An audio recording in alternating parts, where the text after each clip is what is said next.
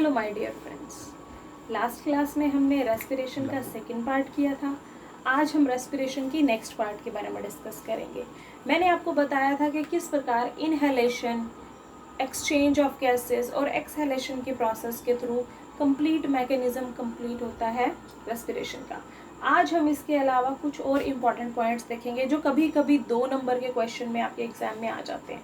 सबसे पहले हम बात करेंगे respiration of oxygen through transportation. Transportation किस प्रकार होता है ऑक्सीजन का और कितने कितने % ऑक्सीजन का ट्रांसपोर्टेशन होता है। मैंने आपको बताया था मेरी लास्ट वीडियो में कि हमारे ब्लड में रेड ब्लड सेल्स होती हैं जिनमें होता है हीमोग्लोबिन जो लाल रंग प्रोवाइड करता है हमारे ब्लड को, और हीमोग्लोबिन के पास आयरन होता है जिसके पास कैपेसिटी होती है कि एक आयरन अपने साथ 4 ऑक्सीजन मॉलिक्यूल को बाइंड कर सकता है, राइट।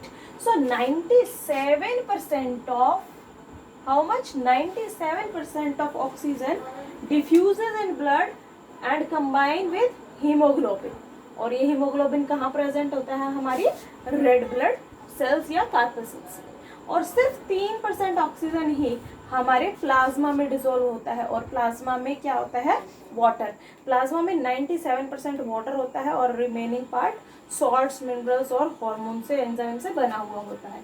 ये बात थी ऑक्सीजन की। अब हम बात करेंगे कार्बन डाइऑक्साइड की, क्योंकि जब हमने ऑक्सीजन को इनटेक किया उसके बाद ऑक्सीडेशन हो गया फूड का, फूड के ऑक्सीडेशन के बाद कार्बन डाइऑक्साइड रिलीज हुई, वाटर रिलीज हुआ और ATPs रिलीज हुए। अब कार्बन डाइऑक्साइड डिफ्यूज आउट कैसे होगी बॉडी से, उसके लिए वो कहाँ कहाँ कंबाइन करके क्या बनाती है वो हम देखेंगे। ट्रांसपोर्टेशन ऑफ कार्बन डाइऑक्साइड में 70% कार्बन प्लाज्मा में कंबाइन हो जाती है और बना देती है बाइकार्बोनेट्स। क्या बनाती है बाइकार्बोनेट्स।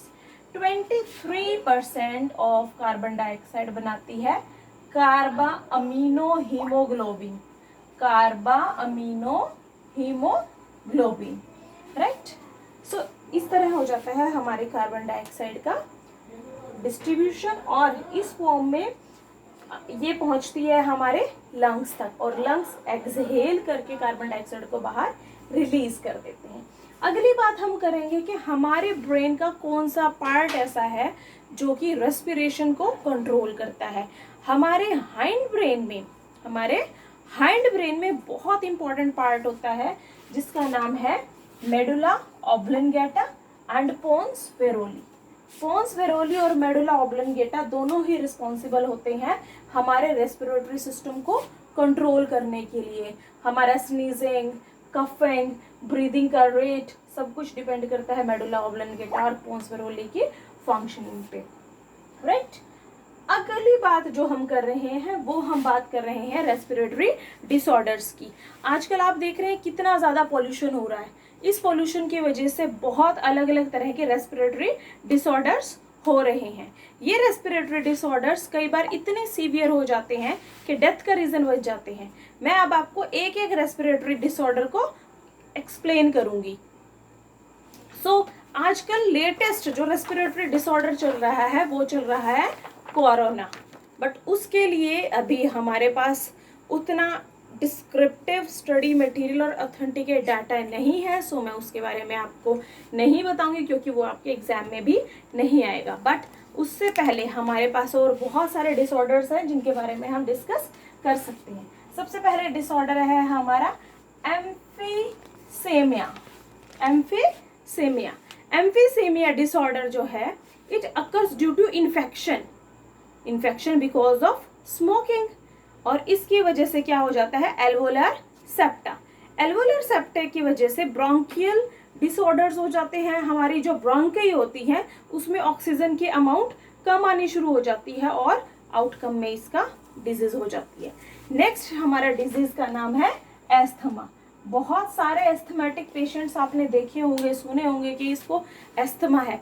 एस्थमा में क्या होता है, जो हमारा पैसेज होता है, हमारी जो विंड पाइप होती है वो नैरो हो जाती है जिसकी वजह से ब्रीदिंग में प्रॉब्लम हो जाती है। Next one is pneumonia. बहुत ही कॉमन सिम्टम होते हैं इसके और अक्सर छोटे बच्चों को ये अफेक्ट करता है ड्यूरिंग देयर चाइल्डहुड। इसमें क्या होता है, लिम्फ और म्यूकस एक्यूमुलेट हो जाता है एल्वोली और ब्रोंकीज में, और जिसकी वजह से बहुत ज़्यादा बैक्टीरियल इन्फेक्शन हो जाता है बॉडी के अंदर। नेक्स्ट है bronchitis. Bronchitis this is related to your bronchi, और ब्रोंकी कहाँ प्रेजेंट होती है? ये प्रेजेंट होती है आपके लंग्स में।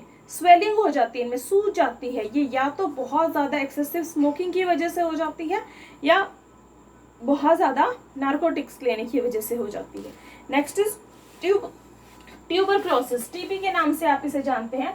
ट्यूबरक्लोसिस एक तरह का इन्फेक्शन है जो कि बैक्टीरिया से होता है हमारे लंग्स में। Next is pleurisy. प्लूरेसी में क्या होता है? इन्फ्लामेशन, जलन शुरू हो जाती है। कहाँ पे? आपकी लंग्स की जो वॉल्स होती है उनके ऊपर जलन शुरू हो जाती है, जिसकी वजह से अगेन ब्रीदिंग में प्रॉब्लम हो जाती है। अब हम जो बात करेंगे, इनमें से कोई भी एक आपसे एग्जाम में पूछ लिया जाता है 1 मार्क में, 2 मार्क में, और कॉम्पिटिटिव एग्जाम में नॉर्मली पूछ लिया जाता है। Out of this which one is because of respiratory disorder. So आप इजीली टिक कर सकते हैं अगर आप जान सकते हैं तो इनके बारे में।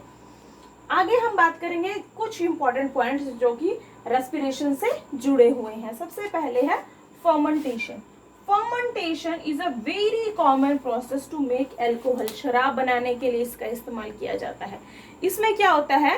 फूड सोर्सेज को, जैसे कि ग्लूकोज वाली चीजों को कंबाइन कर दिया जाता है बैक्टीरिया के साथ in the absence of oxygen, और बहुत स्लो डिकम्पोजिशन होता है, और स्लो डिकम्पोजिशन होने की वजह से ये बनाता है एल्कोहल, और इस प्रोसेस को बोलते हैं हम fermentation.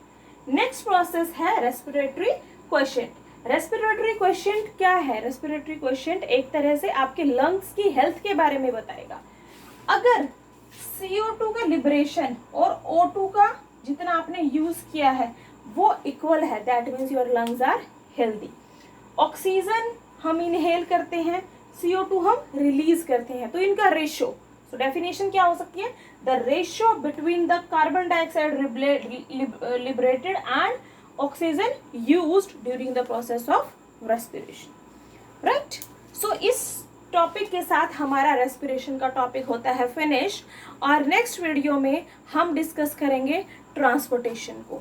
So stay tuned with Priyanka Saini and you will get very easy, interesting and fruitful notes for your exams. Thank you.